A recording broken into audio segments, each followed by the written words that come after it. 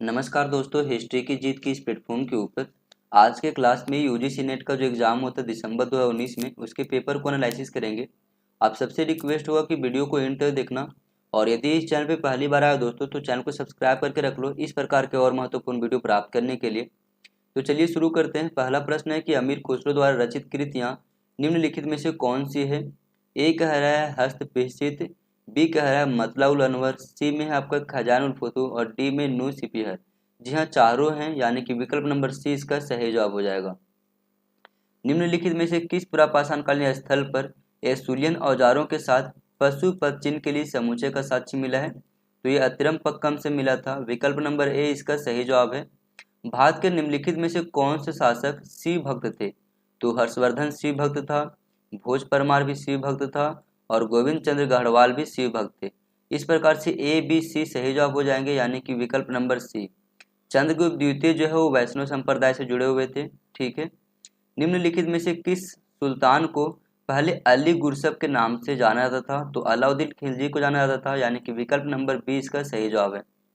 जैन ग्रंथ भगवती सूत्र के अनुसार काशी और कौशल के कितने गणराज्य पूर्वी भारत के शक्तिशाली महासंघ के अंग थे जिन्होंने मगध के राजा अजातशत्रु का विरोध किया था। तो 18 हो जाएगा, यानी कि विकल्प नंबर सी। भारत के बारे में मेगास्थनीज के मौलिक विवरण खो गए हैं। उनके कुछ संस्मरण निम्नलिखित में से किसके वृत्तांत में संरक्षित किए गए हैं। तो एरियन और डियोडोरस का, यानी कि ए और बी सही होगा। तो विकल्प नंबर डी में आपका ए बी दिया हुआ है, तो विकल्प नंबर डी इसका सही जवाब है। निम्नलिखित में से कौन भारत में ज्ञात विशालतम मध्य पाषाण वाह क्षेत्र है। तो बागोर हो जाएगा, विकल्प नंबर ए इसका सही जवाब है। भारत में निम्नांकित यात्रियों का कालानुक्रम सुव्यवस्थित कीजिए। तो सबसे पहले आपका आएगा अलबरूनी, फिर आएगा इब्न बतूता, फिर आपका आएगा सीदी अल रईसी और फिर विलियम फिंच। तो बी डी ए सी आपका ऑप्शन नंबर सी में है। ऑप्शन नंबर सी इसका सही जवाब हो जाएगा। भारत पर पाश्चात्य विचारों के प्रभाव के संदर्भ में निम्नांकित कथनों में से कौन सा सही है। अब चार विकल्प दिए गए, इन चार विकल्पों में सही विकल्प का चुनाव करना आपको। पहला कह रहा है कि अंग्रेजी शिक्षा ने पाश्चात्य विचारों के असीम द्वार खोल दिए जिन्होंने प्रारंभ में उन्हें अभिभूत कर दिया था। ये बिल्कुल सही है। अंग्रेजी शिक्षा के माध्यम से आई पाश्चात्य विचारों की स्वीकृति ब्रिटिश शासन की स्वीकृति की समानार्थी थी। नहीं, ये गलत है आपका। इसने तुरंत राजनीतिक सत्ता के खिलाफ राजनीतिक चेतना व प्रतिरोध को जन्म दिया। नहीं, ये भी गलत है। इसने तर्कवाद की भावना को जागृत किया जिसके कारण से हठधर्मी सिद्धांत की निरंकुशता और परंपरागत सत्ताओं, विश्वासों व प्रथाओं के खिलाफ मानसिक विद्रोह हुए। यहाँ बिल्कुल सही है। तो ए और डी जहाँ भी होंगे सही होगा। तो विकल्प नंबर बी में ए और डी है, तो विकल्प नंबर बी इसका सही जवाब है। अब आपके पास दो सूचियां दी गई हैं। सूची एक में नाटककार हैं, सूची दो में आपका नाटक है। पहला आपका है धर्मवीर भारती। धर्मवीर भारती का जो नाटक है वो है अंधयुक्त। ठीक है। विजय तेंदुलकर का अगर बात करें तो इसका आपका घासीराम कोतवाल, और गिरीश कर्नाड का आपका है हयवदन, और हबीब तनवर का आपका है आगरा बाजार। इस प्रकार से ए का 3, बी का 4 और सी का 2, डी का 1। ऑप्शन नंबर डी इसका सही जवाब हो जाएगा। अगला प्रश्न है कि मैं चाहता हूं अलग अलग रेजिमेंटों में भिन्न और प्रतिस्पर्धी भावना रहे ताकि आवश्यकता पड़ने पर सिख हिंदू पर और गोरखा उन दोनों पर बिना हिचक के गोली दाग सके। यह निम्नांकित में से किसका कथन है। चार विकल्प दिए गए हैं। सही विकल्प होगा आपका चार्ल्स वुड का, यानी कि विकल्प नंबर सी। अगला प्रश्न है कि सुल्तान अलाउद्दीन खिलजी के बारे में निम्नलिखित में से कौन से कथन सही है। उसे मालूम था कि नमाज यानी कि प्रार्थना कैसी पढ़ी जाए, लेकिन उसने कभी रोजा या उपवास नहीं रखा। अगला बोल रहा है कि उसने नशीले पेयों को निषिद्ध किया। फिर बोल रहा है उसने सरदारों को मनचाही संख्या में विवाह करने के लिए प्रेरित किया। नहीं, ये तो गलत है। वह शरीयत के अनुसार राज्य में संचालन के लिए उलेमा से सहमत था। ये भी गलत है। तो केवल ए और बी सही है। ए और बी आपका विकल्प नंबर बी में है, तो विकल्प नंबर बी इसका सही जवाब हो जाएगा। अगला प्रश्न है कि औपनिवेशिक भारत में विज्ञान के संवर्धन के बारे में निम्नलिखित कथनों में से कौन सा कथन सही है। अब इसके लिए आपके पास चार विकल्प दिए गए। इन चार विकल्पों में सही विकल्प का चुनाव करना है। पहला बोल रहा है कि 19वीं सदी में भारतीय विज्ञान शिक्षा यूरोप केंद्रित केंद्राभिसारी व प्रभुत्ववादी थे। ये बिल्कुल सही है। महेंद्रलाल सरकार के लिए राजनीतिक राष्ट्रवाद का विज्ञान और उसकी मार्गदर्शन प्रवृत्ति के बिना कोई अर्थ नहीं था। ये भी सही है। राज्य की संलग्नता ने औपनिवेशिक विज्ञान को जनहितैषी और भारतीय हितों को बढ़ावा देने वाला बनाया। नहीं, ऐसा नहीं है। ये विकल्प गलत है। औपनिवेशिक विज्ञान औपनिवेशवाद के ताने बाने के साथ जटिल रूप से बुना हुआ था। ये बिल्कुल सही है। तो ए, बी और डी सही हो जाएंगे। ए, बी, डी विकल्प नंबर डी में है, तो विकल्प नंबर डी इसका सही जवाब होगा। अगला प्रश्न है कि निम्नलिखित में से कौन से कथन सही हैं?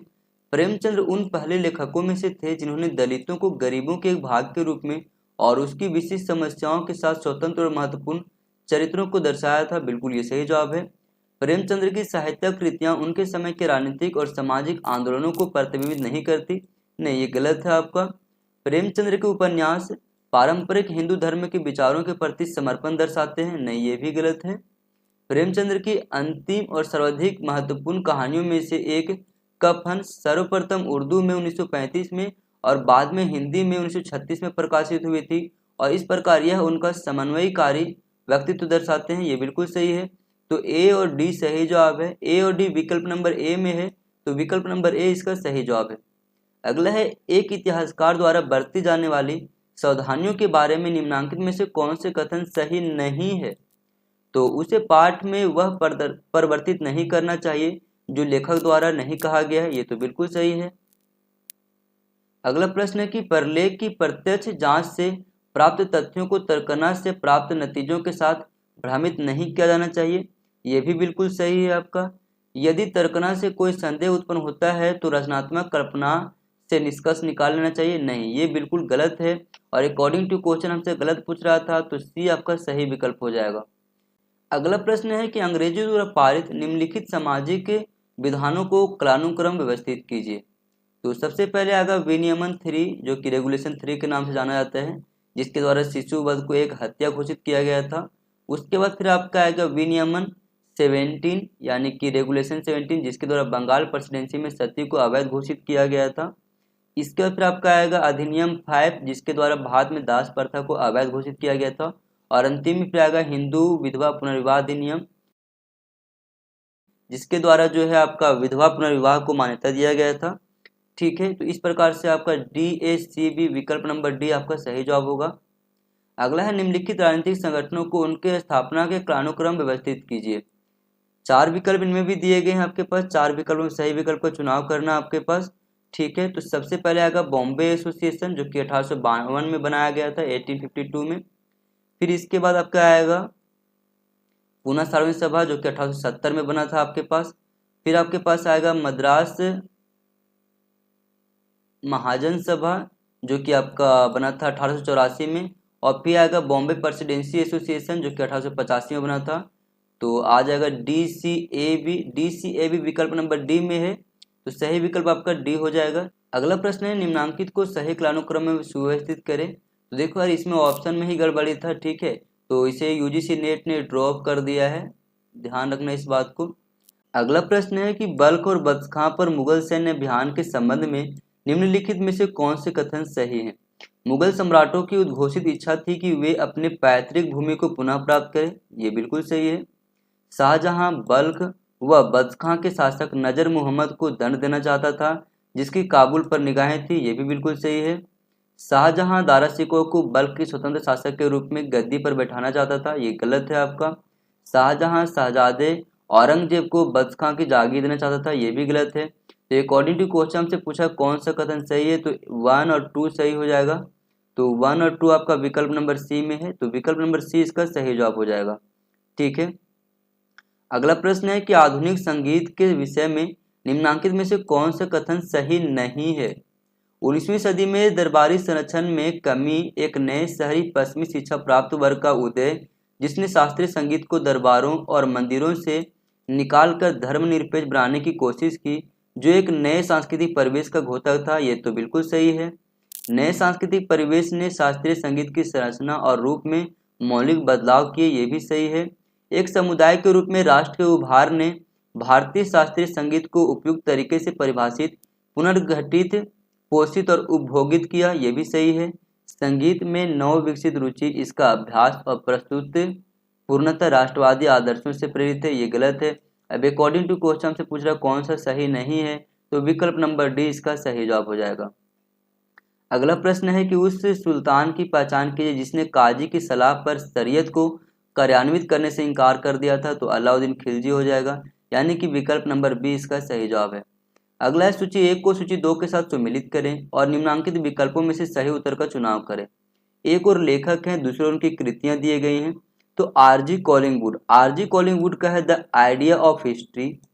भिखू पारिक का है आपका colonialism, tradition and reform, an analysis of Gandhi's political discourse.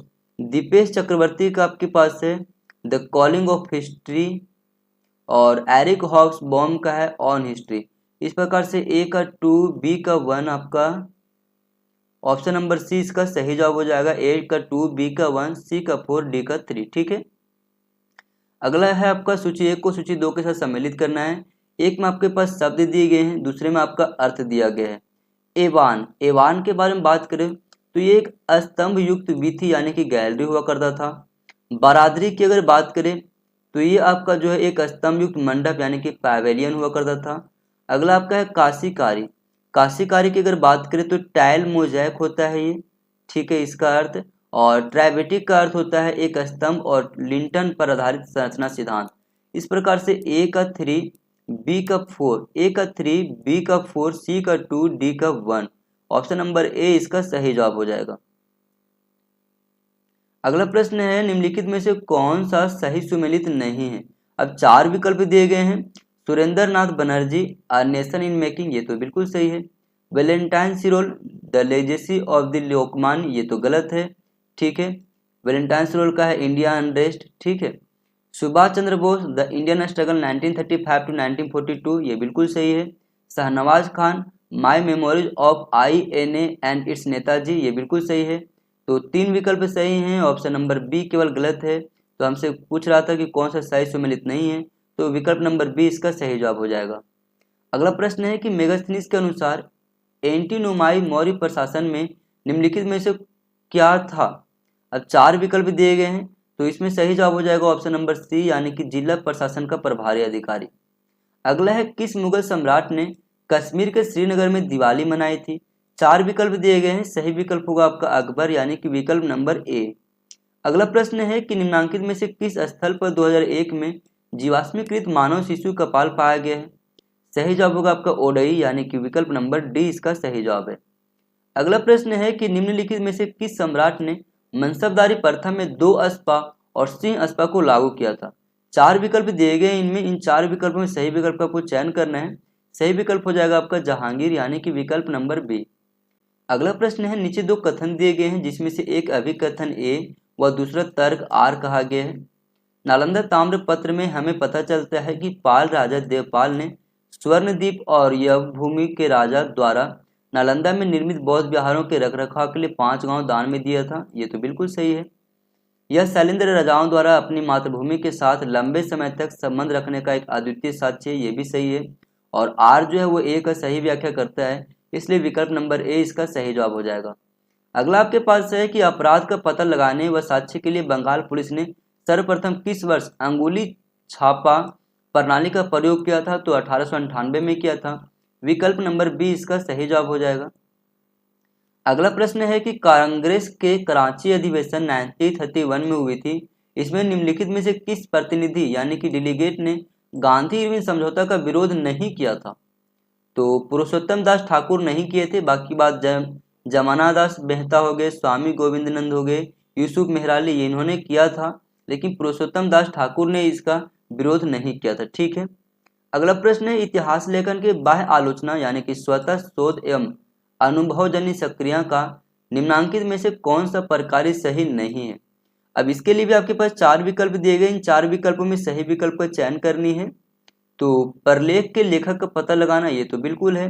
व्याख्यापरक आलोचना करना नहीं, आलोचना करना नहीं है। ठीक है। प्रलेख का स्थान निर्धारण, ये सही है।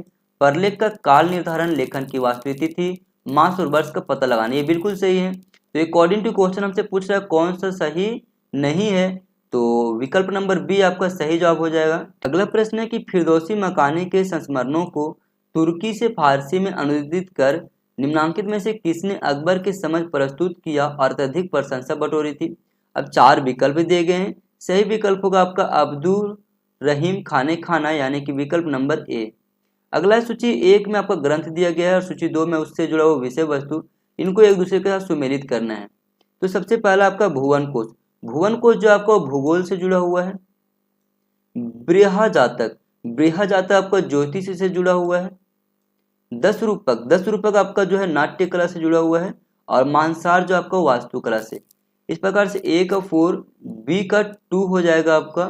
तो ए का 4 बी का 2 और सी का भी 3 हो जाएगा। तो आपका विकल्प नंबर 20 में सही जवाब हो जाएगा। ठीक है।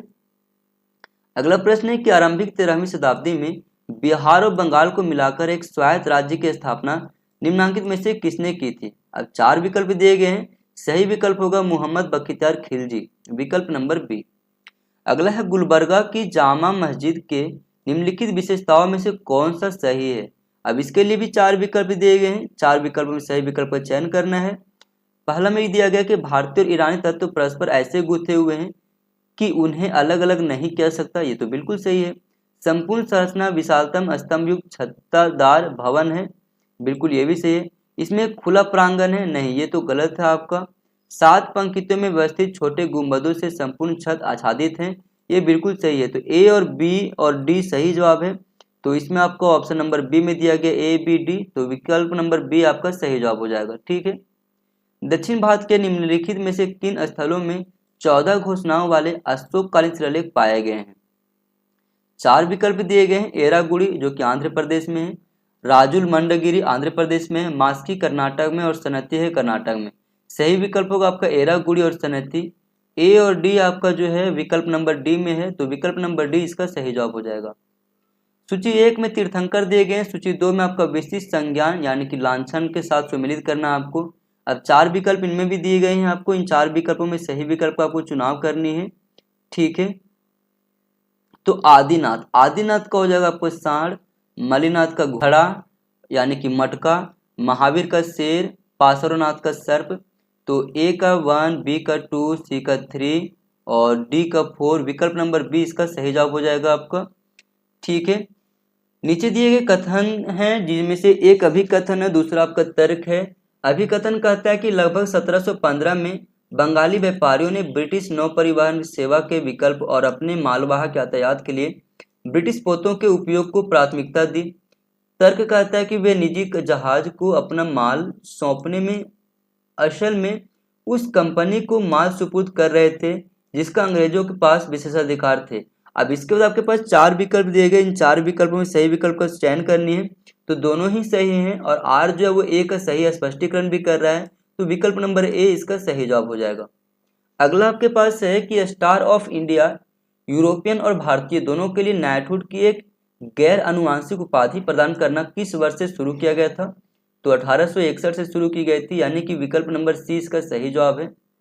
अगला प्रश्न है, नीचे 2 कथन दिए गए हैं जिसमें से एक अभिकथन ए और दूसरा तर्क आर दिया गया है। अभिकथन में कहा गया है कि अजंता के प्राचीनतम चित्रों का काल द्वितीय और प्रथम शताब्दी ईसा पूर्व माना जाता है। तर्क कह रहा है कि कालानुक्रम अनुसार गुहा संख्या 1 और 2 के चित्र सबसे बाद के एवं गुप्तोत्तर काल के हैं। अब इसके लिए आपके पास 4 विकल्प दिए। इन 4 विकल्पों में सही विकल्प आपको चयन करनी है। तो दोनों ही सही है, लेकिन आर जो है वो ए का सही व्याख्या नहीं कर रहा है, इसलिए विकल्प नंबर बी आपका सही जवाब हो जाएगा। अगला है निम्नलिखित चिश्ती सूफी शेखों को कालानुक्रमानुसार सुव्यवस्थित करें। निजामुद्दीन औलिया, मोइनुद्दीन चिश्ती, सलीम चिश्ती और गैसुद राज हैं। अब इनमें 4 विकल्प दिए गए। इन 4 विकल्प में सही विकल्प का चयन करना है।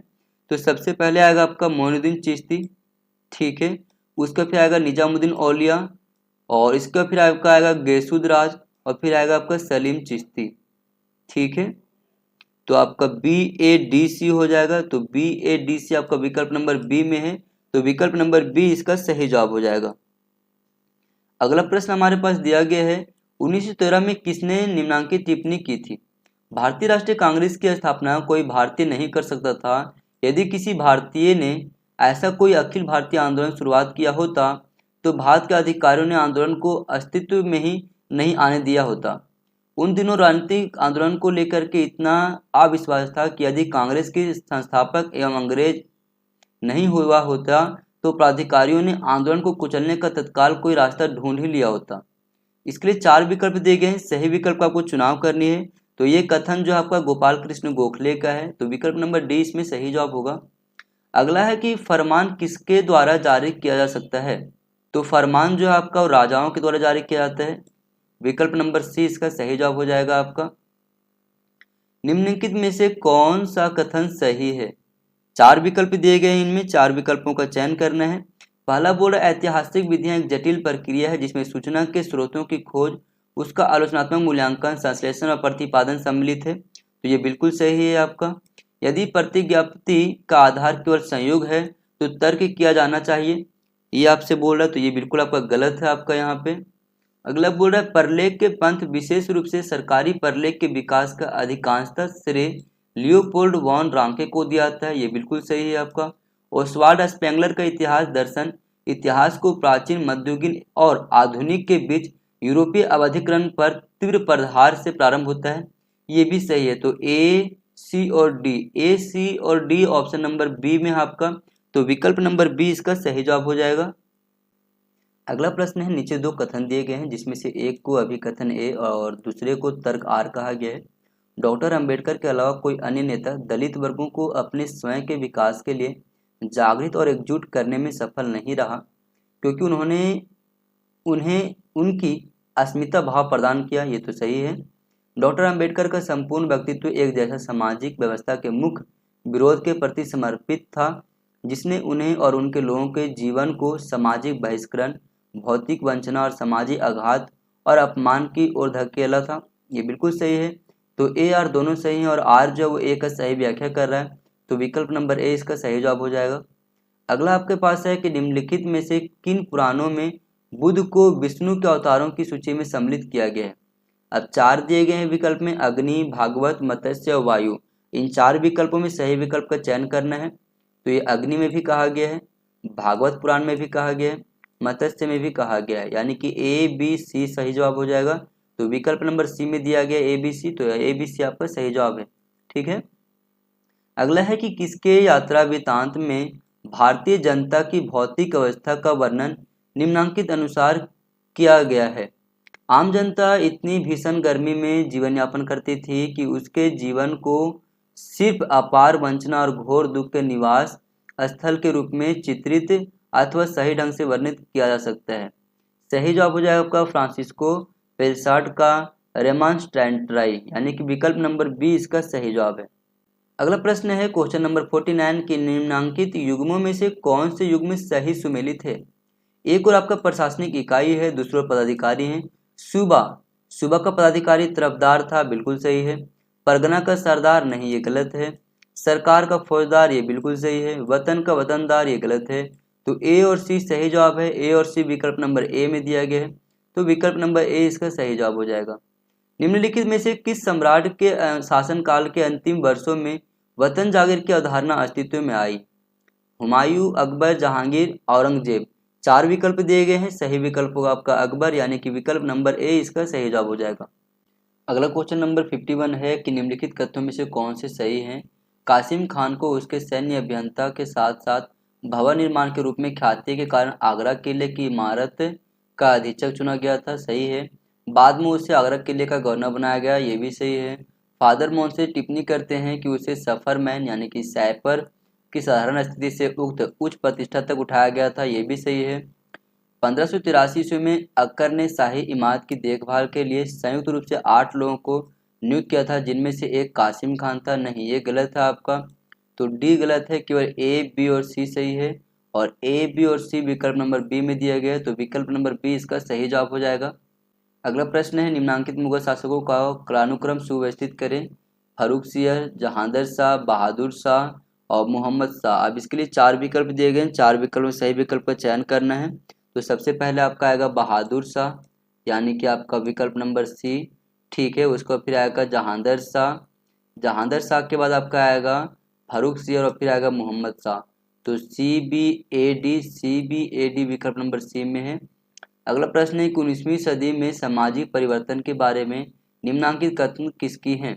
सामाजिक मुक्ति की दिशा में सुई समस्त प्रगति अवस्था विधि से अनुबंध विधि में और परिवार और जाति व्यवस्था के नियंत्रण से व्यक्ति की स्वेच्छा जनित स्व आरोपित नियंत्रणों में परिवर्तन का सूचक है।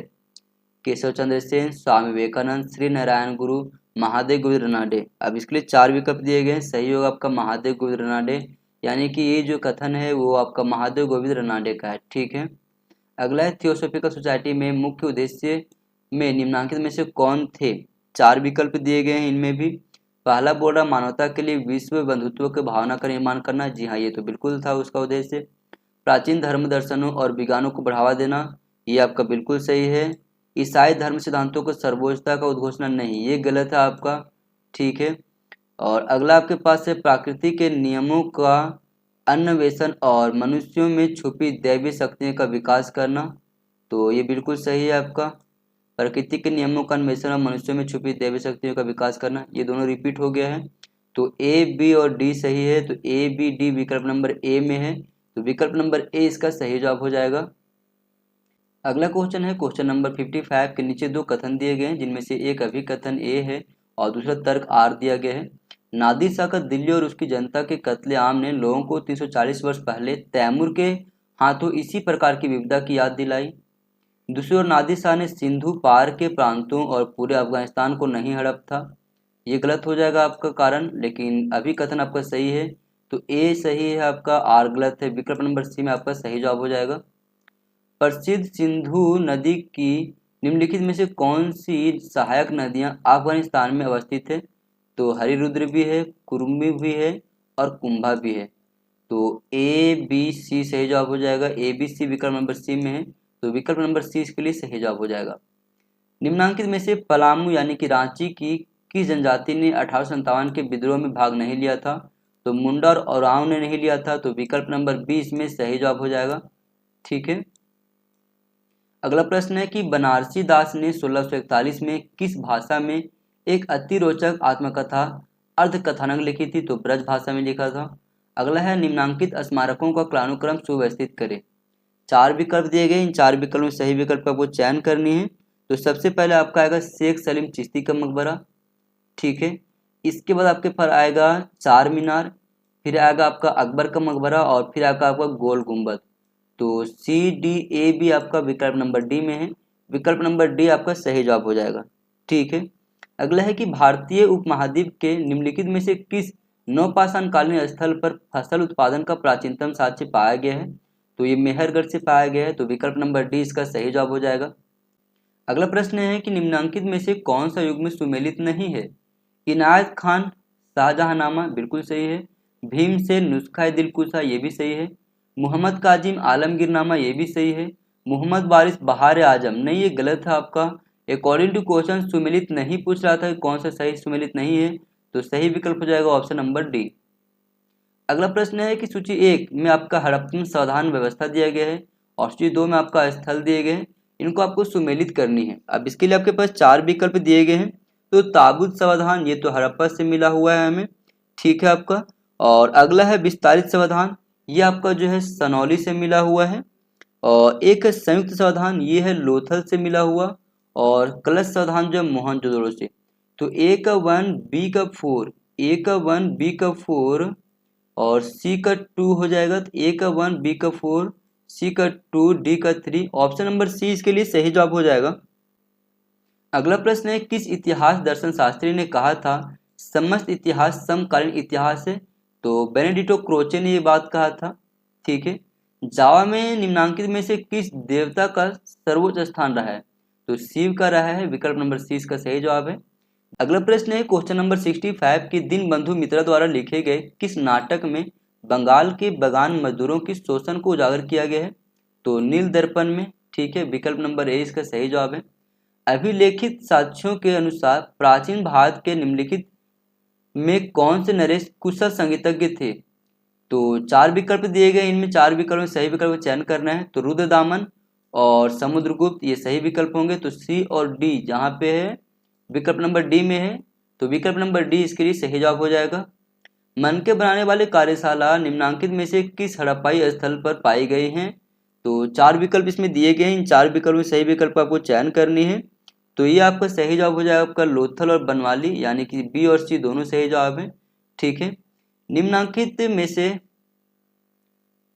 निम्नलिखित में से कौन सा राजस्व मुक्त भूमि अनुदान नहीं था। इसमें भी 4 विकल्प दिए गए, इन चारों विकल्प में सही विकल्प का चयन करना है। तो अल्तम मगह जागीर ये आपका जो है मुक्त भूमि अनुदान नहीं था, ठीक है, यानी राजस्व मुक्त भूमि अनुदान नहीं था ये।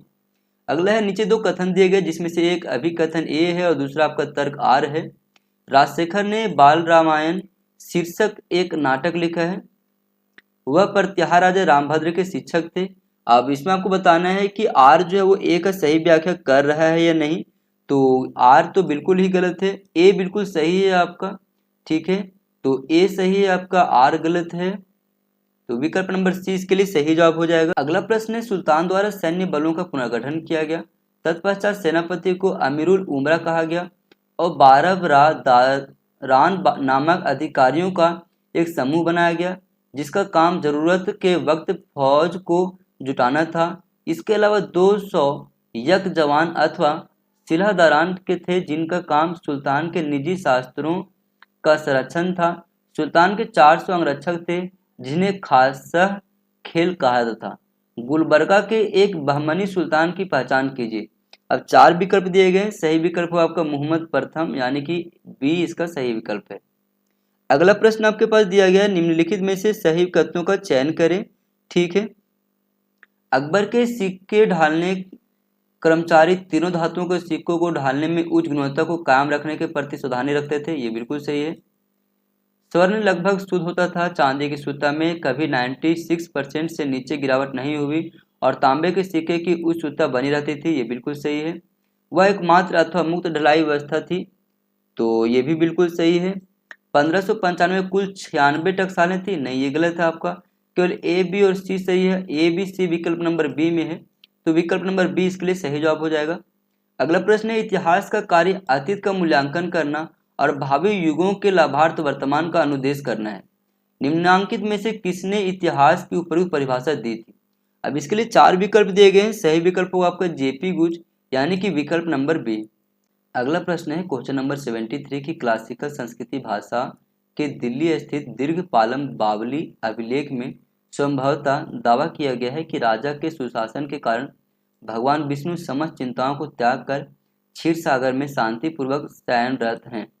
यह किस राजा के बारे में दावा किया गया है, तो गैसुद्दीन बर्बन के बारे में किया गया है, यानी कि विकल्प नंबर बी इसका सही जवाब है। इलाहाबाद स्तंभ लेख में उल्लेखित समुद्रगुप्त द्वारा विजित दक्षिणापथ के राज्यों का क्रमानुसार लिखिए। अब 4 विकल्प दिए गए हैं, इन 4 विकल्प में सही विकल्प का आपको चयन करना है। तो सबसे पहले आपका पृष्ठपुर है, पृष्ठपुर के बाद आपका कांची है, कांची का फिर बेंगी और फिर आपका देवराष्ट्र है, यानी कि सी बी डी ए विकल्प नंबर सी में है, तो विकल्प नंबर सी इसका सही जवाब हो जाएगा। अगला प्रश्न है चालुक्य राजा पुलकेशन द्वितीय के ऐहोल अभिलेख में इसके रचयिता रविकृति ने अपने आप को किसके समान वर्णन किया है, तो भरावी और कालिदास का, यानी कि सी और डी विकल्प नंबर डी में है, तो विकल्प नंबर डी इसके लिए सही जवाब हो जाएगा। निम्नांकित में से कौन शाहजहां के चित्रकार थे, 4 विकल्प दिए गए हैं, तो मोहम्मद नादिर समरकंदी और मीर हाशिम। ए और सी आपका विकल्प नंबर डी में है, तो विकल्प नंबर डी इसका सही जवाब हो जाएगा। अगला प्रश्न है बार बार आने वाली बाढ़ के कारण निम्नांकित में से कौन सा हड़प्पाई नगर नष्ट हो गया है, तो मोहनजोदड़ो नष्ट हो गया था। अशोक के प्रस्तर स्तंभों पर यूनानी शासकों का जिस क्रम में उल्लेख किया गया है उसी क्रम में सुव्यवस्थित कीजिए। अब इनके लिए 4 विकल्प दिए गए, इन 4 विकल्प में सही विकल्प का वो चयन करनी है। तो सबसे पहले आपका आएगा एंटीओकस, एंटीओकस के पे आएगा टोलमी, टोलमी के पे आएगा एंटीगोनस, फिर आएगा आपका सिकंदर। तो डी बी सी ए विकल्प नंबर सी में आएगा, तो विकल्प नंबर सी इसका सही जवाब है। अगला प्रश्न है कि निम्नांकित में किस सत्याग्रह का नेतृत्व महात्मा गांधी ने नहीं किया था, तो महाड़ मीठा जलाशय सत्याग्रह का नहीं किए थे, तो विकल्प नंबर सी सही जवाब हो जाएगा। इसका किए थे डॉक्टर भीमराव अंबेडकर। अगला प्रश्न है निम्नांकित में से कौन मुगल सम्राट वेदांत दर्शन से प्रभावित था और जद्रुप गोसाई से मिलने गया था। 4 विकल्प दिए गए, इन 4 विकल्प में सही विकल्प का आपको बस चयन करनी है। तो सही विकल्प हो जाएगा अकबर और जहांगीर, यानी कि विकल्प नंबर बी और सी दोनों सही जवाब हैं। आरंभिक तमिल साहित्य निम्नांकित में से किसका साक्ष्य प्रस्तुत करता है, तो ये करता है जाति प्रथा की अनुपस्थिति का, तो विकल्प नंबर ए इसके लिए सही जवाब है। अगला प्रश्न है कि निम्नलिखित में से किस स्थल पर मानव जीवाश्म पुरापाषाणकालीन औजारों के साथ स्वस्थानीय मानव पाए गए हैं, तो हथनौरा से पाए गए हैं। सही जवाब हो जाएगा ऑप्शन नंबर डी। अगला प्रश्न है आपके पास कि ईश्वर चंद्र विद्यासागर के बारे में सामाजिक सुधार और बौद्धिक जागरण के लिए उनके प्रयासों का मूलभूत सिद्धांत मानवता था। ये तो बिल्कुल सही है। वे प्राचीन शास्त्रों के पुनर्व्याख्या की प्रभावोत्पादकता में विश्वास नहीं करते थे, तो ये बिल्कुल गलत है आपका। उन्होंने आधुनिक वैज्ञानिक देशज शिक्षा के प्रसार के लिए अथक प्रयास किए, बिल्कुल सही है आपका। उन्होंने मानव समानता पर आधारित सामाजिक सुधार के लिए कार्य किया, ये भी सही है। तो ए, सी और डी सही है। ए, सी और डी आपका विकल्प नंबर ए में है। विकल्प नंबर ए इसका सही जवाब हो जाएगा। फरिश्ता लिखते हैं, उनके देश में अच्छी बसावट थी और जनता उनकी सत्ता के प्रति समर्पित थी। मालाबार, सिलोन तथा अन्य देशों के रईसों ने उनके दरबार में दूत रखे हुए थे और प्रतिवर्ष महंगे उपहार भेजते थे। विजयनगर के शासक की पहचान कीजिए। 4 विकल्प दिए गए हैं, सही विकल्प का चयन करना है। तो बुक्का प्रथम सही विकल्प होगा, ऑप्शन नंबर बी। मौर्य प्रशासन में रिपोर्टरों को क्या कहा जाता था? तो प्रतिवेदक कहा जाता था, यानी कि विकल्प नंबर बी इसका सही जवाब हो जाएगा। ठीक है। अगला है स्तूप के बारे में निम्नलिखित में से कौन से कथन सही हैं? बुद्ध ने अपने अस्थि अवशेषों पर स्तूपों के निर्माण का आदेश दिया था, ये बिल्कुल सही है। स्तूपों के निर्माण की प्रथा प्राग बौद्ध काल में थी, ये भी बिल्कुल आपका सही है आपका। ठीक है। उस जैन धर्मावलंबियों ने भी प्रारंभिक काल में स्मारक के इस रूप का निर्माण किया था, ये बिल्कुल सही है। सारनाथ का वर्तमान धम्मेक स्तूप प्राचीन स्तूपों में से एक है, ये गलत है आपका। तो ए, बी और सी सही है। ए, बी, सी विकल्प नंबर बी में है, तो विकल्प नंबर बी इसका सही जवाब हो जाएगा। अगला प्रश्न है, नीचे 2 कथन दिए गए हैं जिनमें से एक अभिकथन ए है और दूसरा तर्क आर है। इतिहास का संदर्भ विषय वस्तु और विचार प्रक्रियाओं से है। तर्क कहता है कि इतिहास चिंतन की विचार प्रक्रिया में प्रश्न करना, साक्ष्य जुटाना, साक्ष्य के स्वरूप का पता लगाना और अन्य द्वारा लिखित आख्यानों की मीमांसा करना सम्मिलित है। अब उपर्युक्त दोनों कथनों के संदर्भ में निम्नलिखित में से कौन से कथन सही है, इन कथनों का आपको चयन करनी है। तो बिल्कुल ए और आर दोनों सही हैं और आर जो है वो ए का सही स्पष्टीकरण कर रहा है, इसलिए विकल्प नंबर ए इसके लिए सही जवाब हो जाएगा। अगला प्रश्न है क्वेश्चन नंबर 88 के नीचे 2 कथन दिए गए हैं जिसमें से एक अभिकथन ए है और दूसरा तर्क आर दिया गया है। अभिकथन कहता है कि गर्व, अहंकार, सहानुभूति, विद्वेष, व्यक्तिगत प्रतिद्वंद्विता, प्रांतीय मतभेद, सामाजिक विभेद, धार्मिक विवाद या देशभक्तिपूर्ण भावना किन्हीं व्यक्तियों को मूल अभिलेखों को विकृत बनाने के लिए प्रेरित कर सकते हैं। तर्क कह रहा है कि विद्वता और राजनीतिक वक्तव्यों के बीच एक धूसर क्षेत्र बना रहता है जो संभवतः अन्यों की तुलना में इतिहासकारों को अधिक प्रभावित करता है, क्योंकि उनका चिरकालिक रूप से राजनीतिज्ञों के वैध दावों के लिए उपयोग किया जा रहा है। तो दोनों ही विकल्प सही हैं, लेकिन आर जो है वो एक सही स्पष्टीकरण नहीं कर रहा है, इसलिए विकल्प नंबर 20 में सही जवाब हो जाएगा। ठीक है। अगला आपके पास है, एक और आपका इतिहास दार्शन शास्त्री हैं, दूसरी ओर उनकी कृतियां हैं। 4 विकल्प इसमें भी दी हुई हैं। पहला है माइकल फूको। माइकल फूको का है द आर्कियोलॉजी ऑफ नॉलेज। ठीक है। अगला है एडवर्ड सैयद। एडवर्ड सैयद का है culture and imperialism. Hidden white का आपका है मेटा हिस्ट्री और मार्क ब्लॉक का आपका हिस्टोरियन क्राफ्ट। ठीक है। तो इस प्रकार से ए का 2, बी का 3, सी का 4, ए का 2, बी का 3, सी का 4, डी का 1, ऑप्शन नंबर 20 का सही जवाब हो जाएगा। अगला प्रश्न हमारे पास है कि निम्नलिखित घटनाओं का कालानुक्रम में व्यवस्थित कीजिए। 4 विकल्प दिए गए हैं, 4 विकल्प में सही विकल्प का चयन करना है आपको। ठीक है। तो सही विकल्प हो जाएगा आपको ऑप्शन नंबर डी। यहाँ पे सबसे पहले बी आएगा, फिर सी और फिर ए और फिर डी। ठीक है। अगला आपका जो है यहाँ पे एक स्टेटमेंट दिया गया है। ठीक है। परिच्छेद के अकॉर्डिंग, बर्नी एक भिन्न प्रकार का इतिहासकार था जिसकी दिल्ली सल्तनत के इतिहास के बारे में 1357 में लिखित कृतियां उस बिंदु से शुरू होती है जहां मिनहाजुल सिराज ने अपना आख्यान समाप्त किया। बर्नी अपने सहकर्मियों से भिन्न है, विशेष रूप से इसलिए कि वह वंशागत और राजनीति के बजाय जीवन के पहलुओं जैसे कि आर्थिक, सामाजिक, बौद्धिक, धार्मिक को उठाता है। वह इसमें भी अनुपम है कि वह घटनाओं के प्रति स्वयं अपना एक विशिष्ट ऐतिहासिक सिद्धांत प्रस्तुत करता है।